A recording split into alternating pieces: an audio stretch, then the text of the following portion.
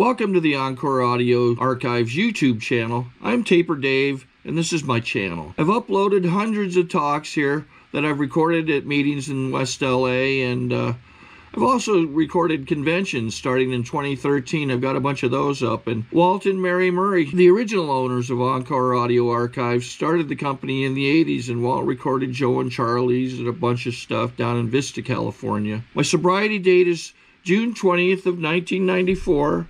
I hope you find something you like, so please like and subscribe to my channel and comment down below. If you want to hear something that I don't have or that you don't see, I'll see that I get it. Anyways, take care and have a great day if you want to.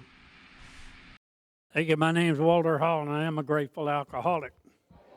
Can you hear me in the back? All right. First of all, I want to thank Susie for inviting me to be here and be a part of your very first conference. It's an honor, and it's a privilege. The second thing, I'd like to my sponsors to stand up. They're here from Mississippi. There's not many husbands and wives that you're going to meet in AA. Joe has 47 years. Joe, would you stand up? And Maxine has 46 years.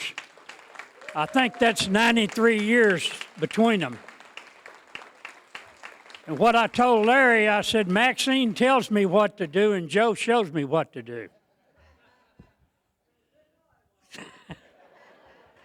I also want to recognize the people over there that came here from Texas and from Jacksonville, Florida. Y'all stand up. Glad you're here. They told me they came because in case nobody showed up, I didn't want me to be alone. When I tell you I'm an alcoholic, I base that identity on the big book. It says alcoholics are men and women who have lost the ability to control their drinking. And I always like to get my talk started with a couple of jokes. I do that as tribute to a couple of old-timers that's gone to that big meeting. And the first one, these two little winos woke up under the bridge one morning. This one wino told this other and said, man, I had the most wonderful dream I ever had in my life. The other one said, you did? He said, what'd you dream? He said, I dreamed my mama come and got me out from under this bridge and took me home with me. The other one said, she did? Sure did. Said she fixed my favorite meal, fried chicken, mashed potatoes, and banana pudding. She said, she did? Yep. Got me a good hot bath and had me some new clothes and took me over to Disneyland. And he said, she did? Yeah, she paid my way in. She gave me $50 to spend. And I had the most wonderful time I ever had in my life. I met Mickey and Donald and Goofy and all those Disney characters. Other little wino said, shoot, that ain't nothing. Said, I had a dream too. He said, what'd you dream? He said, I dreamed I was down on the beach with two of the most beautiful women you ever seen in your life. And the other little wino said, two of them? Yep, there was two of them. We had 2 fists of Crown Royal. He said, 2 fists? Yeah. He said, we got to drinking that Crown Royal and dancing. He said, man, I had the most wonderful weekend I ever had in my life. Now, the other one said, man, there was 2 of them. How come you didn't call me? He said, I did, and your mama said you was at Disneyland. That's for you, Joe. The other one, this guy was walking down the street, and he walked up this monastery and knocked on the door, and the head monk come to the door, and he said, can I help you? And the guy said, yeah, I want to move in here. I want to study. So the head monk said, well, you can do that, but we got one rule here. And he said, what's that? He said, you can't talk for 7 years. He said, 7 years? You can't utter a word. That's the only rule we got here. He said, man, 7 years is a long time. He said, I need to think about that. He said, take all the time you want. So he thought, and he said, okay, I can live with that. So the head monk said, come on, move in. So he moved in. He'd been there 7 years. And the head monk called him in and said, well, you've been here 7 years. The good news is you're now allowed to talk. The bad news is you can only say 2 words. And he thought, and he said, food bad. So the head monk said, we'll see what we can do about that. So he leaves, and he's gone another 7 years, been 14 years, and he called him back in and said, well, you've been here another 7 years, you hadn't been allowed to talk. The good news is you're now allowed to talk. The bad news is you can only say 2 words.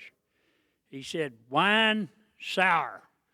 And the head monk said, we'll get that taken care of for sure. So he leaves and he's gone another 7 years, been 21 years. Head monk called him in there. He said, well, the good news is you're now allowed to talk. The bad news is you can only say 2 words. He said, I quit. And the head monk said, I knew that was coming. He said, you ain't done nothing but complain ever since you've been here.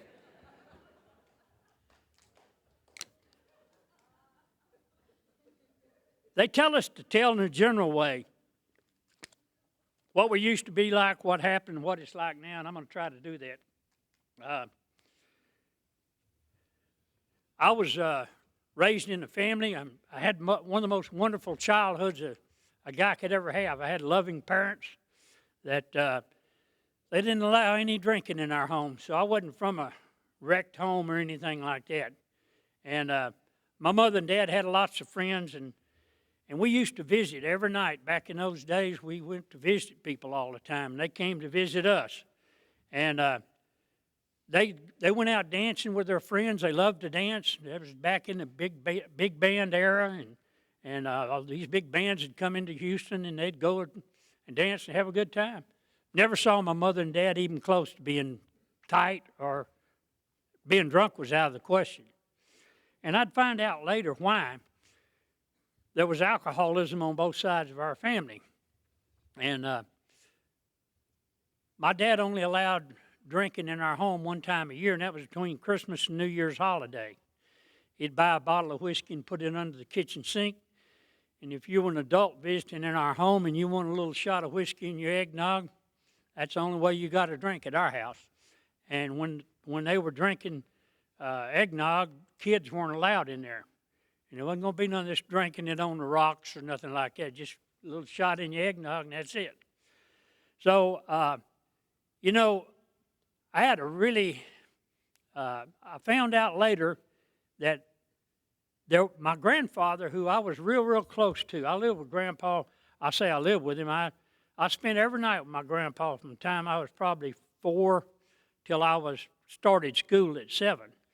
And me and Grandpa were real tight, and I found out later that Grandpa used to be the town drunk. And he was one of these people that he didn't like who he was or what he was, and he put the cork in the jug and never took another drink, period. That was the end of it. And on my mother's side of the family, she had 2 brothers, 2 of my uncles, that died of the disease of alcoholism and never knew there was a way out. So I guess that's what influenced my mother and dad, you know, as far as drinking in our home or anything like that. And I remember we were kids. It was a big treat in the summer when it was real hot. We didn't have air conditioning back then. We didn't have air-conditioned cars. And we'd get in that old 41 Ford, and when the sun went down, we'd go to the ice house. And, man, that was a big treat. We'd get you one of these Hires root beer or Grapeette or RC Cola or something, you know. And once or twice a year, my dad would tell my mother, let's split a beer. And that's what they'd do. They'd split a beer, you know. My dad would take a couple of sips and give it to my mother. She'd take a couple of sips, and that was it. And they only did that once or twice a year. And so, you know, I tell you that because I just wasn't raised in a home where drinking and hell raising and all that was SOP. There was a lot of love in our family. Anyhow, moving it along, first time I ever took a drink, I was in high school, and we went to a place called Garner State Park in the summer, and you'd go up there and fall in love 2 or 3 times. There'd be girls from all over Texas, and then you'd leave and never see them again, you know. And we'd go back home and save our money up, get 50, 75 bucks a piece, and pile in a car, and we'd be gone back to Garner. And we met these 3 girls that were sisters. And anyhow, we had dates with them when we got back. They lived in a town not too far from us. And so we loaded up, and I talked my dad into loaning me his new car. And I don't know why he did it, but he did. And we went down there, and as soon as we got there, we ran into some old boys from that town, and there was a big rivalry, you know, between their town and ours. in football and all this, and so they saw where we were from, and they invited us to a party down on the beach. There's a big beach down there at Surfside Beach, and they told us, bring your own bottle. Well, we didn't know what to buy, so we went to the liquor store before we picked these girls up, and sent one of the guys in there, and he come back with a fifth of Old Granddad. And I'd never drank any hard whiskey, hard liquor in my life. And so I took a shot of that thing, man, and all I remember is that burning sensation. There wasn't no doves crashing through no windows, and there wasn't no neon signs or nothing. It was just a tremendous burning sensation. And I got it down, and they passed the jug around, and by the time it came back to me about the third time, I told them, I said, man, I got to have a chaser. They said, all we got's Coke. And I said, let me have that. And they'd give me that fifth back, and I thought I was drinking. I was already out of it. Well, I passed out before we ever picked the girls up. They said we picked the girls up, but I didn't pick them up, but they did. And when we got home, my dad's engine in his new car was ruined, and I didn't know what happened. See, I was powerless first time I ever took a drink of alcohol. It controlled me. I didn't control it. And every drink that I took between there and the 3rd of July 1974 was the same way. When I took a drink, I drank to oblivion. I didn't drink to be social or none of this other stuff. Anyhow, I pretty well learned my lesson with those guys, so I finally became the guy that drove everybody else around and let them get drunk, and I saw that everybody got home okay. I didn't like the taste of stuff. I didn't like what it did to me or nothing. Well, that went real good, and I finished high school and enrolled in college. And let's see, I started college in September, and by October the 17th, I didn't like what those professors had to offer, and I wasn't willing to go to no lengths, period. So I quit college and made one of my better decisions in my life. I joined the United States Marine Corps. And I arrived at the Marine Corps Recruit Depot in San Diego, California, weighing 130 pounds, soaking wet. And I was introduced to guys that were called drill instructors, and they hated recruits. And they said their job was to make us miserable and treat us like dirt, and that an ant crawling on the ground was higher than we were, and we'd be treated that way. So anyhow, I got in the Marine Corps, and two things they expected of Marines, and that was to drink and fight. I didn't know anything about either one of those, but there was plenty of guys that was willing to teach you, and we took care of our own. When we went to town, we went there in force. If anybody passed out, we picked them up and carried them back to base and got them in. We took care of each other. And so if you got in a fight with somebody, you're going to have to fight about 90 Marines is what you're going to have to do. So we learned that that was a wise way to do things. So we go and drinking is just part of the deal. And I had about a year left in my enlistment, and I fell in love with this girl in Houston, and we got married. And I didn't know, but 6 days later, I got shipped out. And she begged me not to go and told me, wanted me to go AWOL, and I said, I can't do that. My father gave me a good name, and the hardest thing I've ever done in my life is to have to leave you, but I got to go. Had I known that, we wouldn't have gotten married, but I didn't know. Anyhow, I go, and I ended up over in Vietnam in August of '64 when this thing first started, and a year later I came back, and she had filed for divorce, and my whole world had come to an end, and I tried to drink myself to death. And I got to that point to where I hoped tomorrow never came. And I'm sure some of y'all can identify with it. I never thought of taking my life, but I just hoped that I just went to sleep and didn't wake up. And it went on like that for quite some time. And then this girl called me that I'd met at Garner State Park from Houston. She had two little girls, and one of them was 10 months old, and the other one was 3 years old. And they were little blonde-headed, blue-eyed girls. And the little one, the 10-month-old, her eyes were crossed so bad you didn't know which way she was looking. And the minute I saw those kids, I fell in love with them.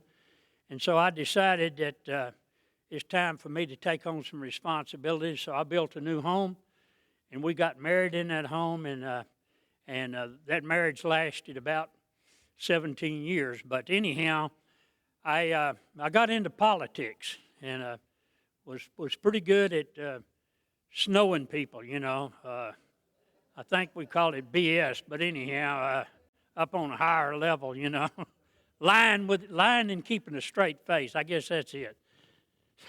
Anyhow, I got elected, and I was involved from a local level to a national level. I knew a lot of people in a lot of places, and the powers to be had gotten together and had decided that I was going to be a congressman over in Fort Bend County in Texas. And that was a seat that was later filled by Tom DeLay. And I had that seat. I'd met with the congressman who was going to retire. They were going to put me in the legislature for 2 terms. He was going to retire, and I was going to take his congressional seat. Well, it took me about 4 months to drink up my political career, and that was the end of it, and I could have cared less, you know. And so I just went on doing whatever I wanted to do when I wanted to do it, and things got progressively worse. When I got married, I didn't swear off of drinking, but I identify with page 30 of the big book that talks about times we were gaining control over our drinking, which intervals were usually brief, that were followed by still less control, which led in time to pitiful, incomprehensible demoralization. And I'm here to tell you that's how I arrived at the wheelhouse on the 3rd of July, 1974, in a state of pitiful, incomprehensible demoralization. There was an old man there. He's dead and gone now. His name was Hub Carroll, and he told me some things that's kept me coming back. He said, you know, you don't ever have to feel the way you feel inside, and we know how you feel. We know the hurt, and we know the guilt and the remorse and everything, and there's a better way to live, and if you just come in here and be a part of us, we'll show you the way. Well, I wanted that more than anything in the world. But early in my sobriety, I heard something about if you want sobriety, you got to do 3 things. Trust God, clean house, and help others. Well, I didn't mind doing 2 of those 3. I'd been doing that since I was a little boy. But cleaning house, now that was a different story. You know, politicians always got, I don't know, seem to have some girlfriends on the side and doing a lot of things they ought not be doing. But anyhow, I'd fallen into that deal. And I really wasn't, I just became unteachable is what happened early in my sobriety. And I was at a meeting here about a month ago, and they was talking about our first 4th step that we ever took. And they called on me to share, and I said, well, I didn't have no problem with that 4th step for 10.5 years because I never worked one. And, you know, that's really what it was like. I just wasn't teachable. 10.5 years sober, I'd gone over to Saudi Arabia and worked a few years, came back, and my 17-year marriage came to an end, and I didn't know what I was going to do with my life. And I was heartbroken, but I knew that if I stayed in that marriage, that I was not strong enough. My program was 0. I had no faith in God as far as that goes, and I knew I was going to drink myself to death. So here I am 10.5 years without a drink of alcohol, and I made a decision. You know, the insanity returns for us, and I believe the insanity that returns is when we have a choice, one of whether we're going to drink ourselves to death or we're going to do one of these stupid things. And I think that's the only 2 choices we have. And that time came, and I made a decision. And I was living in a garage apartment up there in Livingston, Texas, and I was going to, I got up and I was crying my eyes out because I knew what I was going to do. And when I got to the door, a dear friend of mine who's gone to that big meeting, Waterfront Joe, was standing there, and he looked one look at me. He said, my God, Walter, what's the matter?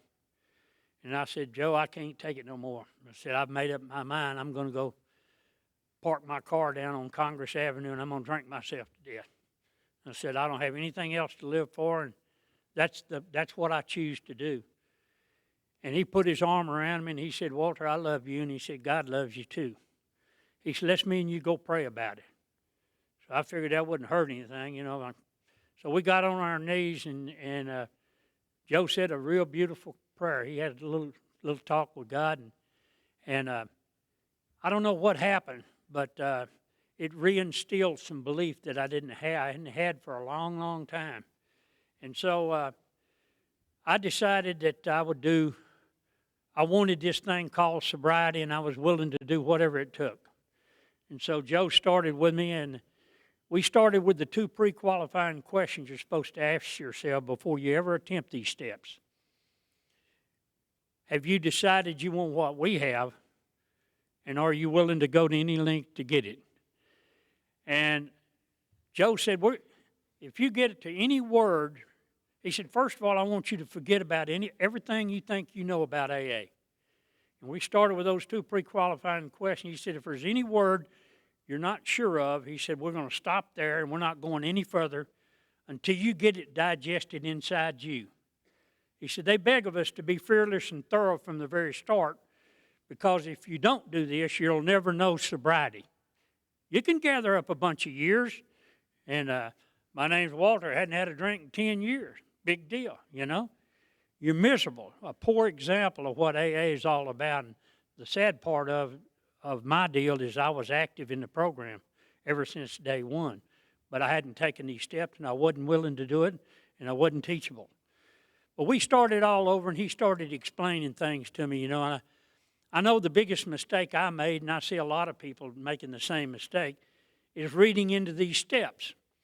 And Joe explained in the first step, there's 3 words that no alcoholic can accept. Number 1, we don't admit anything. Number 2, we're not powerless. And number 3, we're not unmanageable. But we come in here, and the first thing we do is we zero in on those, and we just blow over, yeah, my name's Walter, I'm an alcoholic, and I'm powerless over alcohol. I don't even know what alcoholic is, but I ain't one, I know that. And so, you know, we started, and it all worked out real good because we took our time. Joe got me, we went to a lot of meetings up there in Polk County, and we learned to do a lot of things together. And he showed me what the Fellowship of Alcoholics Anonymous was all about. And so somewhere down the road, I finally wanted this thing called sobriety, and they said, you know, you have to start living a spiritual life. And I remember asking old Hub when I first sobered up, I said, what is spirituality? He said, you don't need to know what it is, you know what it ain't. And you'd asked him, what's God's will for me? He said, it ain't important you know what God's will is, you know what it ain't. So they always had an answer for it. It made sense, but you didn't want to admit it. And so, you know, I was confused because I really didn't care at that point, but then as time went on, I really, really wanted sobriety because I saw some people that had that sparkle in their eye, and that when things went rough for them, they kept right on trucking, and they talked about how they loved God and they trusted God, and I started becoming interested in that. And there was a guy named Chuck Chamberlain. A lot of you that's been around here a while know who Chuck was. And he had one of the greatest philosophies of life that I ever knew of. And it was all handed down to him. See, anything we might say up here is nothing original. It's been passed on by the others before us, have passed these things to us. And so, you know, Chuck said, you know, Rule 62.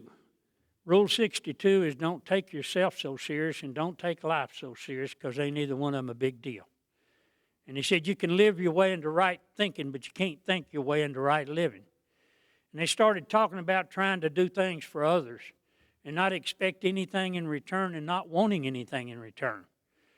And Chuck talked about God's kids, you know, what going through life trying to do what you can to help some of God's kids. And all these things I wanted. And so I started trying to do some of these things. And I changed. The first thing I changed was my filthy mouth. You know, it's very difficult to think someone has a real spiritual program when they talk about how they love God and then they use filthy language in the same sentence. It just don't add up. Now, if I say something back here behind this podium that offends you, well, God bless you, because I ain't going to change what I say. When you get up here, you can say whatever you want to say. But that's just the way it is, you know. If you want sobriety, you can have it. And you can live the kind of life that you never dreamed possible. There's so many promises in that big book, you know, and down the road of sobriety, you see people have their hearts torn completely out. And they still have faith in God. They still believe that God could and would if He were sought. And so I learned that what I had to do is I call it a 13-inch journey.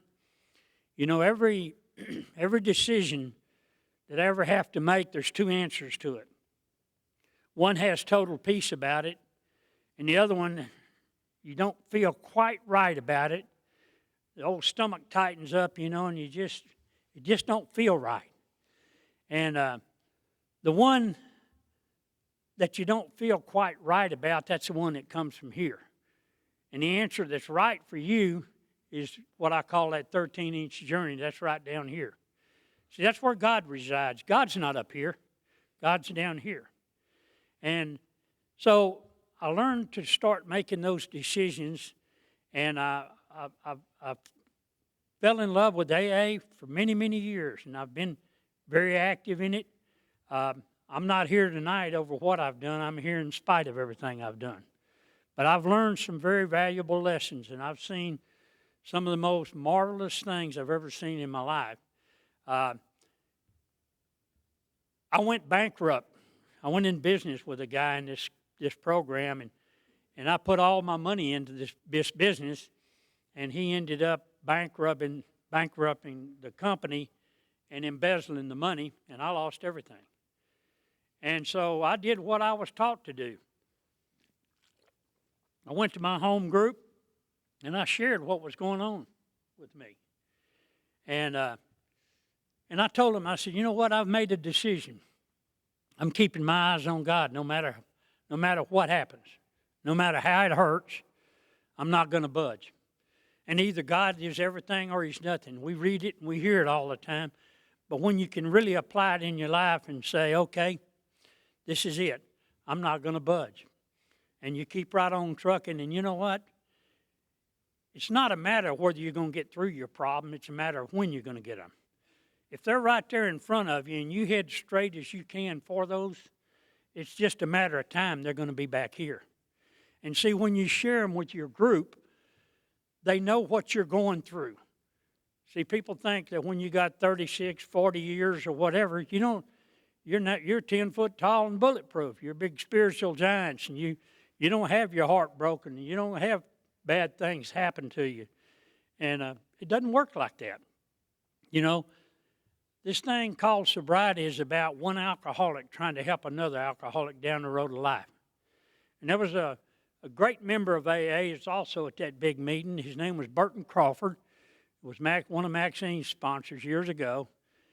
And Burton said something one time. He said, you know, when a lady comes into Alcoholics Anonymous and takes out a desire chip, she just became my sister.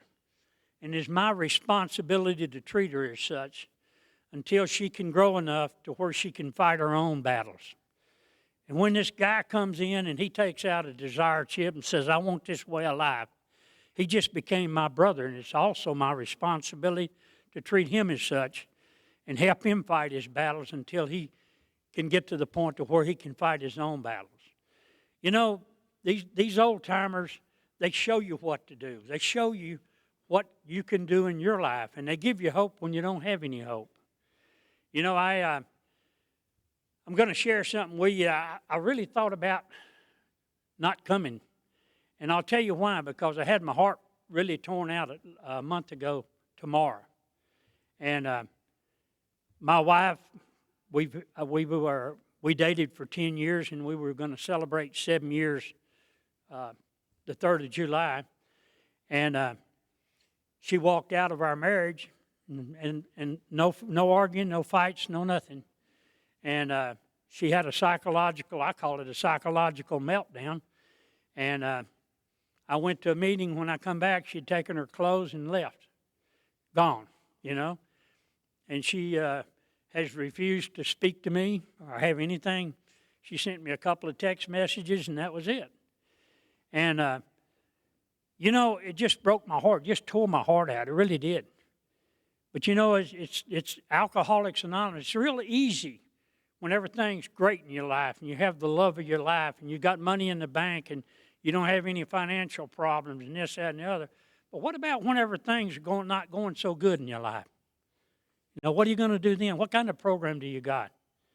Well, I'm not professing that I've got a program, but I'm going to tell you what I got. I got some good sponsors. I got a lot of people that love me. And you know what they do? They reach out to me just like I reach out to them. And we help each other down the road of life. And when our hearts are being torn out, it's okay. It's okay to be hurt. But you know what? Once again, I made a decision that God is everything. And I don't understand mental illness, and I don't understand being addicted to some prescription drugs, and it's beyond my comprehension to understand it. But you know what? I'm not worried about it. God's going to show me the way, and I'll have to do what I got to do, you know. But I'm not going to lose my faith, and thank God I've got Alcoholics Anonymous. And I'm not thinking about, with nearly 37 years of sobriety, going out and doing something stupid or drinking myself to death. No, that's not the way it is. Did I deserve it? No, I didn't deserve it. It happens, and it's going to happen to you. And down the road of sobriety, if you think that you're just going to be walking down the road, skipping down, whistling a happy tune, sucking on an all-day sucker, that ain't going to be the way it is. The big book says we'll trudge the road of happy destiny. But we trudge it together, and that's what makes it the joy. They talk about the joy of living, you know, and I thank God. I really thank God that I stayed around this program long enough to know what the joy of living is. Because when my heart's torn out, you know, I wake up in the morning and I'm just as grateful as I can be that God gave me the greatest gift He can give any human being. That's the gift of life. I had some bad luck on my health. I retired 2 years ago, and in November I had my gallbladder removed. Once the doctor got out, he went out and told my wife and my kids, said, "This guy's a heavy drinker." And they started laughing. They said, "This guy hadn't had a drink nearly 37 years. He said, "No, I know better than that." He said, "I'm a surgeon. I see these livers all the time. This man's got cirrhosis of the liver." And, well, he may do, but he hadn't drank in many, many years. And so I was getting ready to see what I needed to do on that. And one day out of nowhere, I was in the emergency room, and the doctor at 10:30 in the morning, I never had a problem with my heart at all. All of a sudden, at 10:30, I got 2 arteries blocked out, and he said that I have 2 friends that are cardiovascular surgeons, and one of them is going to be doing open heart surgery on you by 1:30. That was 3 hours later.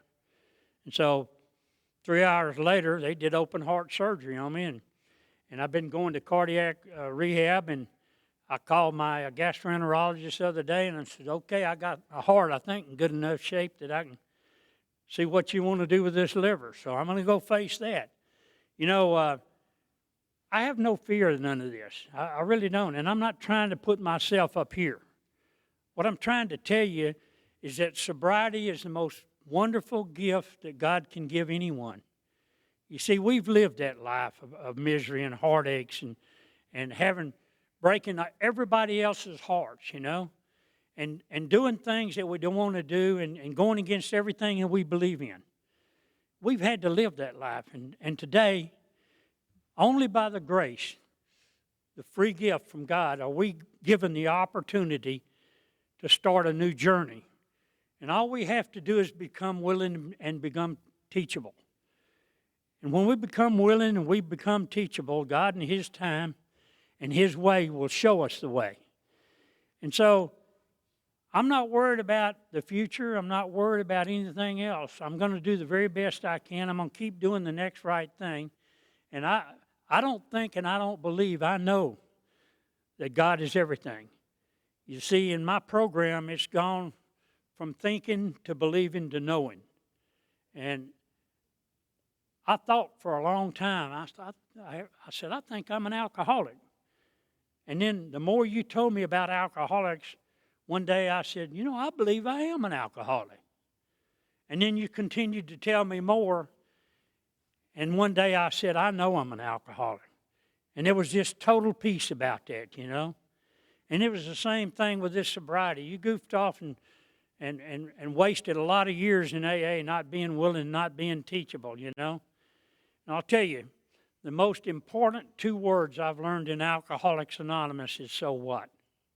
So what? We can start over anytime we want to. You know, somebody else may not like the way we do something, so what? They can cut our guts out, they can tear our heart out or whatever, so what? You know, we keep on moving. We keep doing the next right thing because that's the way we want to live our life. And when we start figuring out how we can add to instead of trying to take away, then all of a sudden, what happens is there was a book called A New Pair of Glasses, Chuck C. It was a set of tapes that they put in book form.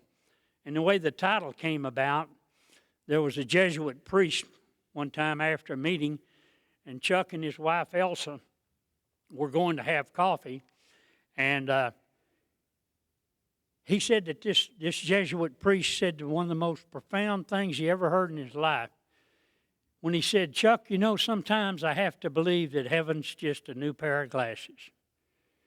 And you know, that's about us. Our obsessive alcoholic minds are so powerful. And people tell me, Walter, you shouldn't share that behind the podium. I said, I'll share what's true. I have just as powerful of an obsessive alcoholic mind as I did the day I came here in 1974. What's the answer? The answer is simple. Don't go here for the answers. Make that 13-inch journey. And you see, it's in practicing these principles. We go up here, and what happens? We become irritable, restless, and discontent. And the longer we stay up here, the more irritable, the more restless, and more discontented we get. So what we do is we go up here and we say, wait a minute, I know the answer's not there for me. The right answer's down here. So you make that journey, and there's the answer, okay? And the next time, you don't go here, you go back up there. You see, it's in practicing these principles that they become a part of us. They become a natural part of us. So that one day, when things happen, you automatically go down here, you don't go up there. You've trained, you've practiced that principle long enough that you know where the answers are. And so, I don't know what you want out of Alcoholics Anonymous, but let me tell you, if you miss this thing called sobriety, you missed everything in the world. You know, the joy of living, being able to wake up in the morning, no matter what's going on in your life, no matter what obstacles are in your way, to wake up and say, thank God, I got another day. God chose, for some reason, to give old Walter another day. And so what I need to do is forget about my problems and see what I can do to add to somebody else's life. And that's what I've done. That's what I was taught by the old-timers to do. You don't do for you. Forget about you. You forget about you and see what you can do for them. And when you start doing that, you know what? All of your little problems are taken care of. That's why I don't have any fear. I have a lot of pain, a lot of hurt over what's happened, but you know, I have no fear at all. Because I know that God knows what He's doing. I don't. And He sees the big picture. I don't see the big picture. Okay? So, am I saying I don't care? No, I'm not saying that at all. I'm saying I trust God. And I know that He'll show me the way. I got it through Alcoholics Anonymous and this thing called sobriety, and you can have it too. All you got to do is want it. And get you, if you're not serious, if you haven't been serious about this program, get you a good sponsor that'll take you through these steps, that'll extend the love and the tough love that's needed for you to wake up and see what AA really has to offer you. And it's a lot more than just a chip that says so-and-so, or a birthday celebration, or a cake, or whatever you do. It's not that at all. all of a sudden, you know, what happened to me, Joe and Maxine, all the old timers where I used to go to meetings, they all moved away. And so they used to be the ones that enforced the traditions of AA, and people started using filthy language. Hey, we don't talk like that in AA, you know. And all of a sudden, all these, they died off or they're gone. And people look at me that I'm a senior member of AA. I'm supposed to know all these things. Well, I spent all these years not learning nothing. So I had to go on a crash learning course and start learning some of these things so that when they come and ask you a question, you didn't sound entirely stupid, you know. And so I started trying to learn these things, and I try to pass it on, because what's going to happen is the torch is going to be handed to you. And you're going to be responsible for carrying this thing on. You're going to be responsible that when somebody's heart's being torn completely out, you can look them and treat them as your sister or as your brother and say, look, I love you with all my heart, and I'll pray with you, and I'll be there for you, and anything I can do to help you get through this, you can count on me being there. See, they didn't care if you was in a grocery store, shopping mall, or side of the road. They'd pray with you. They weren't ashamed to pray. I'm not ashamed to pray either. You let me know what's going on, and I guarantee you what I'm going to be doing. I'm going to be praying with you. And I'll ask you point blank, you want to pray about it? We'll pray right then. I'm not ashamed of that. That's a great gift of caring that's been handed to me through Alcoholics Anonymous, through all of my arrogance and all the things that I've done wrong. They still gave me the gift of sobriety.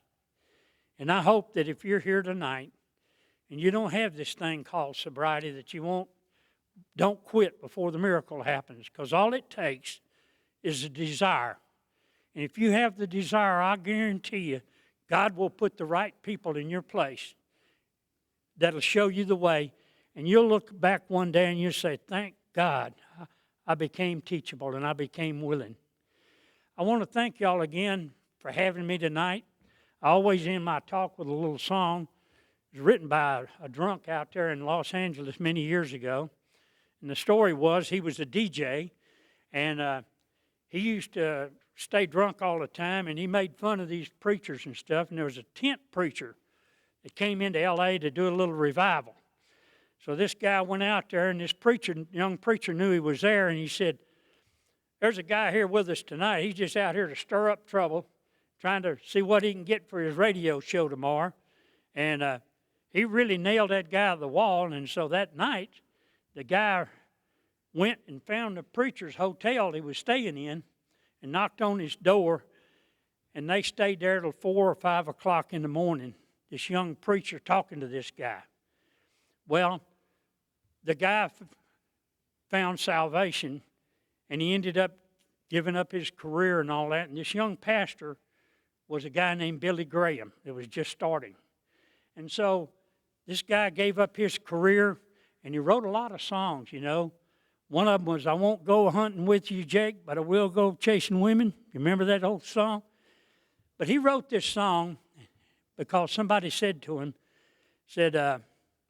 man, don't you regret losing everything you've lost, getting this religion and all this stuff? And he said, not at all. And the song goes like this. The chimes of time ring out the news, another day is through. Someone slipped and fell. Was that someone you? You may have longed for added strength, your courage to renew. Do not be disheartened, for I have news for you. It is no secret what God can do. What He's done for others, He'll do for you.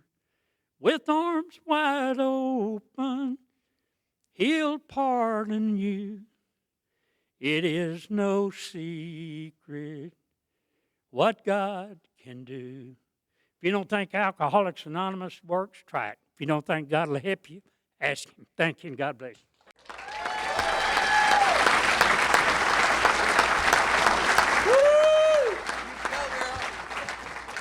I think we got a great talk going on here. Thanks for watching the channel. Taper Dave here. Just curious, do you think this is better than Zoom? Okay, this is how I prepare my drone for launching. I like to do it inside the cab of my truck so I'm not standing outside in the weather. To install the joysticks for control, up and down, right and left, powered on. I have an Android phone that I use to connect it to the drone with. And it's actually controlled through the iPhone, through an app. Oops, wrong way. It's actually controlled through the iPhone, or through this Android phone, through the app. It's actually controlled through the Android phone, through an app, and you connect it through this short connection right here.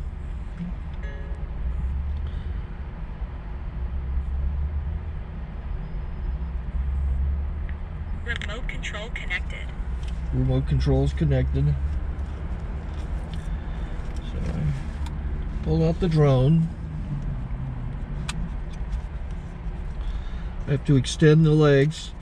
Long legs extended first, then the short legs. Remove the gimbal protector. Set that aside, then power it on one short burst, then one long burst. I lay it down. So I have to go to calibrate. So the drone's not connected yet. It shows you here as this drone gets disconnected, even though the remote's powered on. So the drone has to establish it's connected. So I go into the app to calibration mode. First I'll calibrate the remote controller. Start calibration. Out, in, out, in, up, down, and then this little wheel is to control the gimbal. So it's calibrated. Go to gimbal calibration, start calibration, and then it calibrates the gimbal. I don't know if that shows up. The gimbal's moving all over the place. Changes, you can see it on the video. And I'm calibrated to take off. It's acquired 7 satellites at the moment. There are 26 satellites up in the sky, which it has to acquire before you can take off. So it's connected. It's got enough satellites. This is white. I can go to press this little arrow button, swipe right to take off, and it would start the motors if I slid this to the right. But I'll wait till I get outside. Don't want to do it inside.